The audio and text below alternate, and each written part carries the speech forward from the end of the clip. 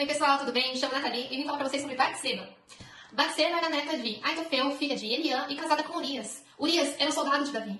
Embora o nome Batseba não é muito citado na Bíblia, ela aparece num assunto bem polêmico sobre a adultério de Davi. E é por lá que eu vou começar. Vamos ver?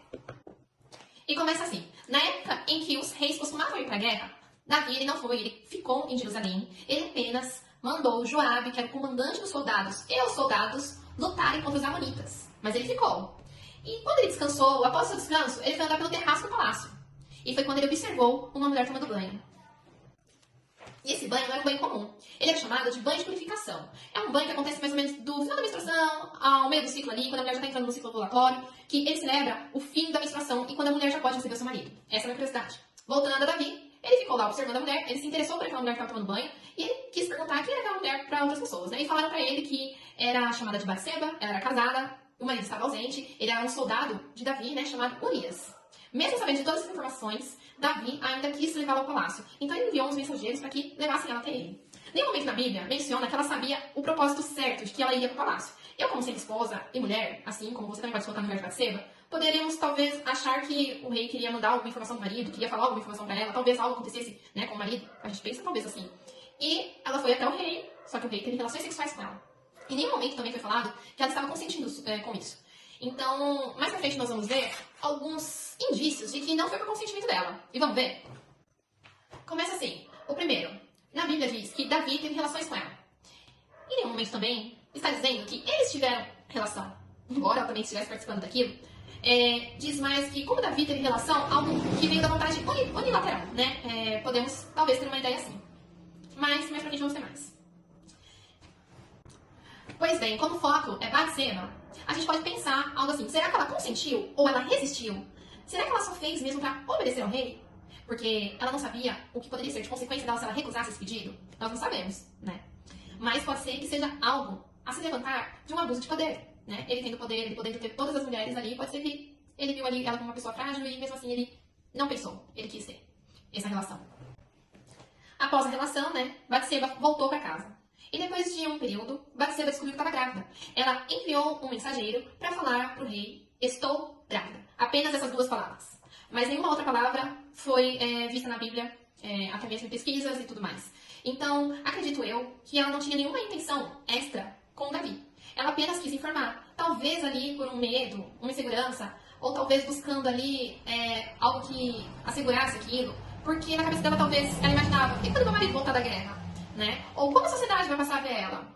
Como vai ficar a vida dela? Talvez seja isso.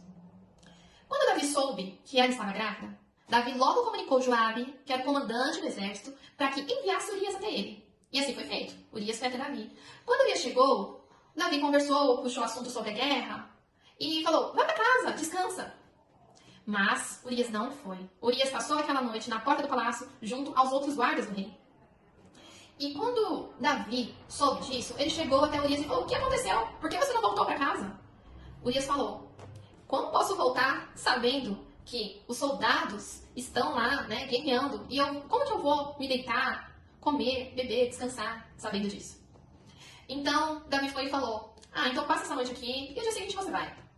Mas passou aquela noite, a noite seguinte, e Urias não foi, demonstrando fidelidade ao rei. Mas Davi foi e o chamou para um jantar. E embriagou Urias, com o intuito de novo, de que Urias fosse voltar para casa. Mas Urias não foi.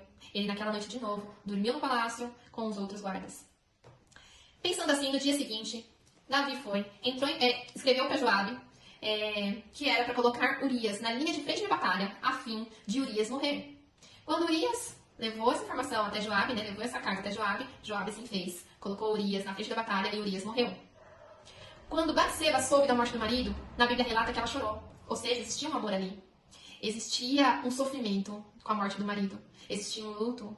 Então, quer dizer que talvez realmente ela amava o esposo. Talvez realmente ela não teria coragem de adulterar, por vontade dela mesma. Passado o período de luto, Davi chamou Batseba para ir até o palácio e ela se tornou uma de suas esposas. E ela deu à luz aquele filho.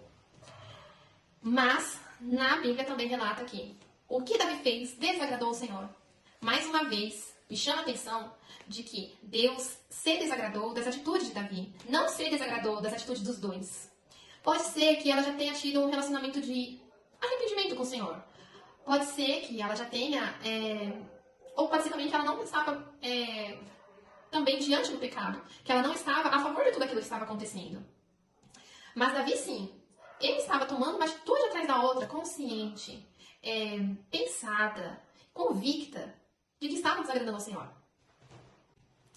Então, tem algo a mais para reforçar aqui, que Batseba não estava convincente daquilo, que ela não era a favor daquilo tudo. É que o Senhor enviou o profeta Natan para falar com Davi. E ele começou falando primeiro por parábola. Depois ele falou que Deus ungiu o rei. Ele tinha praticamente tudo o que ele queria. Por que então, que ele foi fazer algo tão cruel? Que ele matou Urias e ainda roubou a sua esposa. Em algumas tradições, diz tomou sua esposa. Mas roubar e tomar é algo também não consentido. Nem para uma pessoa, que seja Urias. E roubar, tomar, é pegar algo não autorizado, algo não consentido.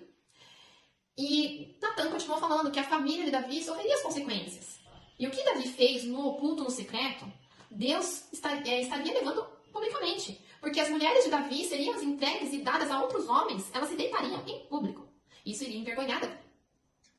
A profecia reforça mais uma vez, então, que Davi que estava desagradando ao Senhor. Davi que tomou, Davi que roubou. No mesmo momento, Davi se arrependeu. Ele reconheceu o seu pecado. E o Senhor o perdoou, mas não livrou das consequências. Natan continua falando que o filho dele, Batseba, iria morrer por erro de Davi. Por Davi ter desprezado totalmente a palavra do Senhor. E a criança foi tomada por meio de enfermidade. Agora, voltando ao foco de Batseba. Há pouco tempo, então já era uma mulher que possivelmente já estava sofrendo pelo marido estar na guerra, às vezes preocupada, sozinha. Depois ela sofreu um ato sexual que talvez não era da vontade dela. Ela engravidou. Passou pela dor do luto de perder o marido. Agora estava passando por uma dor de ver seu filho novinho passando por uma enfermidade. E era uma enfermidade grave, porque ele não melhorava. O intuito era o menino falecer. Mesmo Davi suplicando, que na Bíblia fala que ele suplicou, que ele jejuou, que ele se prostrou a Deus pela vida do filho, no 7º dia, o bebê morreu.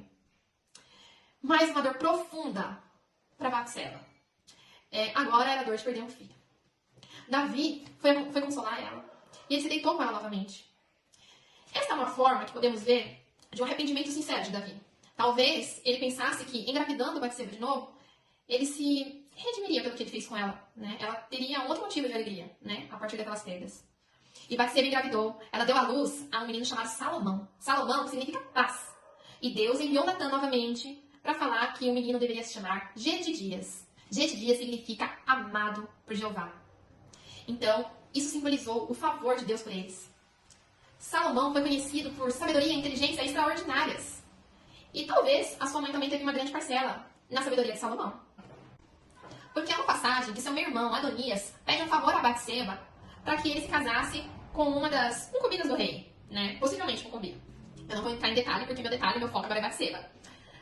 E quando Salomão vê a mãe chegando, ele já se levanta, vai ao encontro dela, ele se inclina, ele senta no trono e ele dá um lugar para ela numa cadeira à sua direita. Isso simbolizava o respeito, a honra que ele tinha pela mãe, o quanto ele considerava o que a mãe iria falar com ele. Então, ela era uma pessoa muito respeitada por Salomão. Batseba também teve um cargo muito importante na época, que era de rainha-mãe. Agora vamos ver um pouquinho das características de Batseba. Batseba é descrita como uma mulher muito bonita. Ela era casada com Urias, um soldado íntegro de Davi. Possivelmente um casamento de muito respeito, possivelmente envolvendo muito amor, daquela passagem que ela sofreu depois com a morte do marido. Então podemos ter uma noção que ela amava. O nome Batseba, um dos significados é filha do juramento, ou seja, filha da promessa, o reconhecer um valor moral. Ela suportou o sofrimento atrás do sofrimento. Ela foi obediente ao rei, obediente às leis. E ela tinha algo que talvez ela sofresse sozinha. Talvez ela não pudesse compartilhar isso muito com as pessoas. Porque Davi era um homem poderoso. Isso poderia comprometer até a própria vida dela.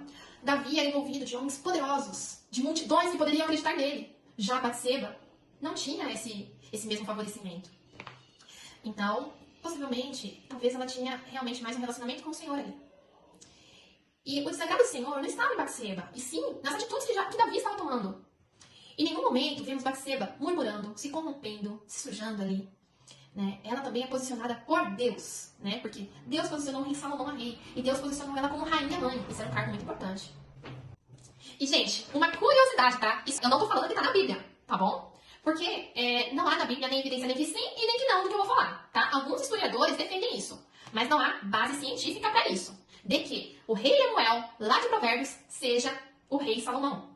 E que os provérbios foram aconselhamento de sua mãe. Se no caso o rei Lemuel for rei Salomão, quem é a mãe? Batseba.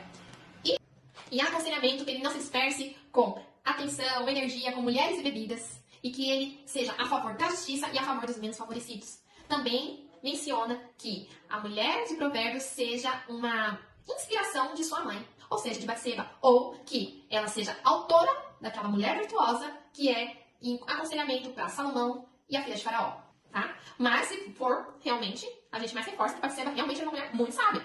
E o que podemos extrair de conhecimento para nós sobre Batseba? Então, assim, nós vimos que Batseba ela sofreu muito. Ela sofreu um sofrimento atrás do outro, e sofrimentos profundos.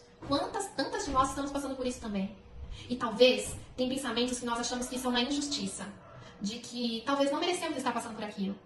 Mas às vezes nós somos como um instrumento, assim como foi Batseba, um instrumento de moldar o vaso, de amadurecimento. Às vezes não é nem por nós mesmos, mas talvez por aquela pessoa que está realmente trazendo essa tristeza pra gente.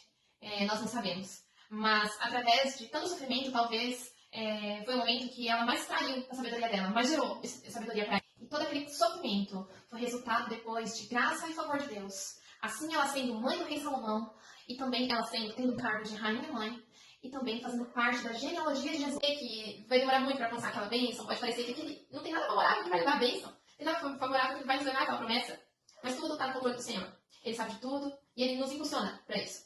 Ele nos posiciona, né? Para estarmos depois vivendo a bênção. E não importa o que você esteja passando, que seja só entre você e Deus. Assim como Deus mandou uma profecia para Davi, falando que o que ele fez no culto, no secreto, ele iria deixar público, nada sai do controle do Senhor. Nada do que é escondido vai ficar escondido. Então vamos crer que Deus está sob o controle das nossas vidas. E vamos entregar isso a Ele. Vamos entregar todo o nosso sofrimento, tudo que nós temos nas mãos dele. E Ele fará o melhor. Amém? Muito obrigada por participar desse Amigas com Deus.